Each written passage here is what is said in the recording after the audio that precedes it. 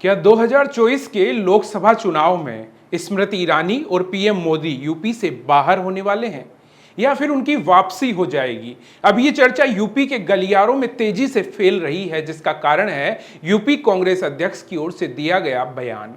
अजय राय का ऐसा क्या बयान आ गया जिसके बाद से यूपी में सत्ता परिवर्तन की चर्चा शुरू हो गई है? नमस्कार, मैं शरद पुरोहित और आप देखना शुरू कर चुके हैं डेली एनालिसिस।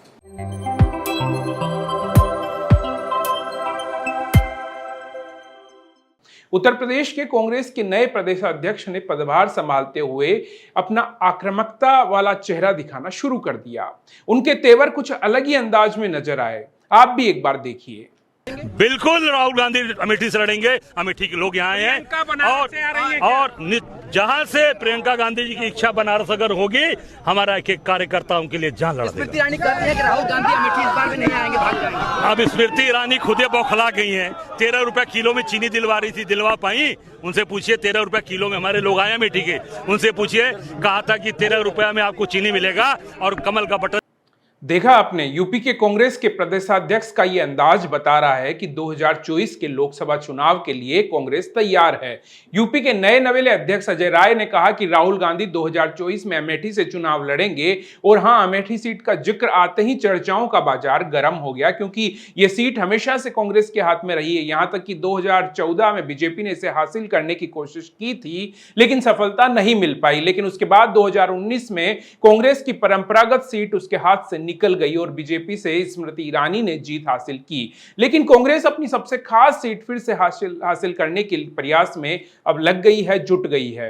पार्टी की ओर से यह बात सामने आ रही है कि राहुल गांधी एक बार फिर से अमेठी से ही चुनाव लड़ेंगे। प्रदेशाध्यक्ष अजय राय ने इसके साथ ही स्मृति ईरानी को भी निशाना बनाया। उन्होंने वो भी बयान दोहराया जिसमें स्मृति ईरानी ने 13 रुपए किलो चीनी देने का वादा किया था। अब सिलेंडर रानी तो वादा करके गायब हो गई, लेकिन कांग्रेस को एक महामुद्दा मिल गया। अजय राय ने राहुल गांधी को लेकर ही नहीं बल्कि प्रियंका गांधी को लेकर भी बड़ा बयान दिया। उन्होंने कहा कि प्रियंका गांधी जहां से कहेगी उनका पूरा समर्थन हम करेंगे। वो चाहे तो बनारस से चुनाव लड़ ले, हमारा एक एक कार्यकर्ता जान लगा देगा। इसके बाद से खबर है कि प्रियंका बनारस से मोदी को चुनौती दे सकती है। एक बार यह भी सुनिए अजय राय ने क्या कहा। कि वहाँ की जनता और वहाँ के कार्यकर्ताओं का डिमांड है कि राहुल जी जो हम लोगों से गलतियां हुई इसको हम सुधारेंगे और राहुल गांधी को प्रचंड बहुमत से अमेठी से चुनाव जिताएंगे।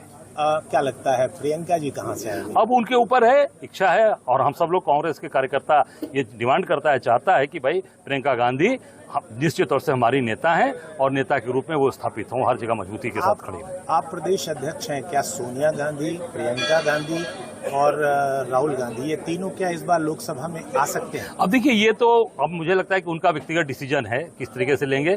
पार्टी पूरी ताकत के साथ उनके साथ खड़ी रहेगी, जहां से जैसे भी लड़ेंगी। हमारा एक एक सिपाही, एक एक कार्यकर्ता उनके लिए जान लगा देगा। उनको चुनाव जिताने के लिए अपनी पूरी जितनी ताकत है, बेस्ट से बेस्ट परफॉर्मेंस हम देंगे।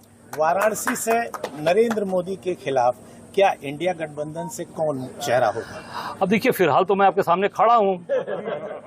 अब बाकी चीजें पार्टी जो तय करेगी, जो इंडिया गठबंधन तय करेगा। फिलहाल तो बाबा विश्वनाथ की कृपा से मैं खड़ा हूं आपके साथ। क्या गांधी परिवार से भी कोई अब ये तो तय करेगी पार्टी और ऊपर के इंडिया गठबंधन तय करेगा। और जैसे भी तय होगा, हम लोग उस पूरी ताकत के साथ एक एक कार्यकर्ता बूथ से लेके, गांव से लेके, शहर से लेके अपनी पूरी ताकत और बेस्ट से बेस्ट परफॉर्मेंस देंगे। और हम बनारस के अंदर महादेव की कृपा से इस बार आपको मजबूत स्थिति में चीजें दिखेंगी, इतना आपको विश्वास दिलाता हूं। इतना ही नहीं, अजय राय ने केंद्रीय जांच एजेंसियों का भी दुरुपयोग करने को लेकर भी केंद्र की मोदी सरकार पर निशाना साधा। कहा कि इस प्रदेश में सबसे ज्यादा बड़ा मुद्दा बेरोजगारी, महंगाई और डरा धमकाकर लोगों को साथ मिलाने का है। लोगों को ईडी, सीबीआई के जरिए धमकाकर माहौल बनाया जा रहा है। यही नहीं, अजय राय यह भी कहते हुए नजर आए कि यहां बूथ लेवल पर गांव का कार्यकर्ता खड़ा है कांग्रेस के साथ। अब गांव देहात में भी कांग्रेस के आगे भाजपा को मुंह की खानी पड़ेगी आने वाले चुनावों में। अजय राय का जोश कांग्रेस को कितना फायदा पहुंचाएगा और बीजेपी को कितना नुकसान होगा, ये तो भविष्य पर ही टिका है, लेकिन अजय राय को यूपी कांग्रेस का मुखिया बनाने के पीछे कांग्रेस का क्या मकसद है, इसे भी एक बार यहां पर समझने की कोशिश करते हैं। आपको याद होगा कि अक्टूबर 2022 में ही यूपी की जिम्मेदारी कांग्रेस ने पार्टी स्तर पर ब्रजलाल खाबरी को सौंपी थी, लेकिन 17 अगस्त को अचानक खबर आती है कि उन्हें हटाकर अजय राय को यह जिम्मेदारी दे दी गई है। इससे पार्टी को क्या फायदा होगा, हर कोई जानने को उत्सुक है कि पार्टी ने अचानक ये फेरबदल क्यों कर दिया। तो सबसे पहले बात यह कि अजय राय भूमिहार ब्राह्मण है और बहुत संघर्षशील नेताओं में गिने जाते हैं। पूर्वांचल के वाराणसी से होने के कारण वे इस इलाके में कांग्रेस को मजबूत करने के लिए काफी उपयोगी साबित हो सकते हैं। उन्हें प्रदेश अध्यक्ष बनाकर कांग्रेस ने उत्तर प्रदेश ब्राह्मणों के साथ साथ अन्य उच्च जातियों को भी अपने साथ जोड़ने का संकेत दिया है। वर्तमान सरकार पर भी आरोप है कि वह ब्राह्मणों की उपेक्षा कर रहा है। भाजपा संगठन से लेकर सरकार तक में ब्राह्मणों की सुनवाई नहीं हो रही है, इस तरह की बात कही जाती है। इन्हीं वजहों से माना जा रहा है कि कांग्रेस ने बहुत सोच समझकर अजय राय को अपना अध्यक्ष बनाया है।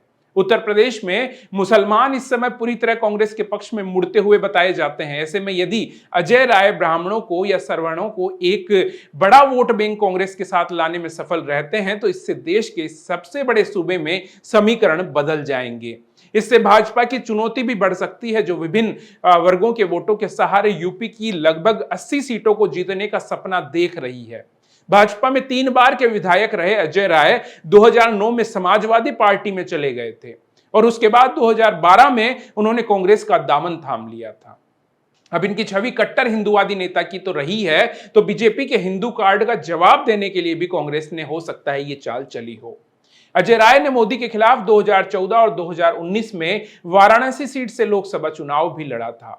अजय राय के अध्यक्ष बनने के बाद यूपी में विपक्षी गठबंधन जो पूरे देश में बनाया गया इंडिया के नाम से, उसकी अलग रणनीति पर अब चर्चा शुरू हो गई है। दरअसल इंडिया में कांग्रेस के साथ साथ अभी अखिलेश यादव और जयंत चौधरी भी यूपी से दिख रहे हैं, जो कि उस महागठबंधन इंडिया में बताया जा रहा है साथ में खड़े हैं। अखिलेश वर्तमान समय में माय यानी कि मुस्लिम और यादव को जो जोड़कर एक समीकरण बन रहा है, उसको मजबूत करने के साथ साथ इसमें गैर यादव पिछड़ों को भी साधने की रणनीति पर काम कर रहे हैं। ऐसे में अखिलेश की राजनीति में कांग्रेस बाधा पहुंचाने के मूड में नहीं दिख रही है। किसी तरह की लड़ाई कांग्रेस यहां पर आपस में नहीं चाहती है। महागठबंधन में पार्टी की ओर से अजय राय को आगे करके अब सवर्णों को साधने की कोशिश की जा रही है। दरअसल यूपी में भूमिहार वर्ग की पकड़ ब्राह्मण और राजपूत दोनों वोट बैंक के बीच दिखती है। अपनी इस सामाजिक पकड़ का फायदा उठाकर अजय राय भाजपा के परंपरागत वोट बैंक में सेंधमारी करने की कोशिश कर सकते हैं।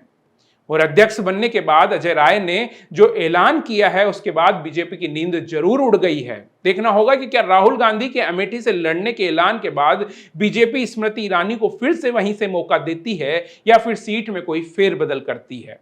आपकी क्या राय है, कमेंट करके जरूर बताना। आज की वीडियो स्टोरी में बस इतना ही। नमस्कार।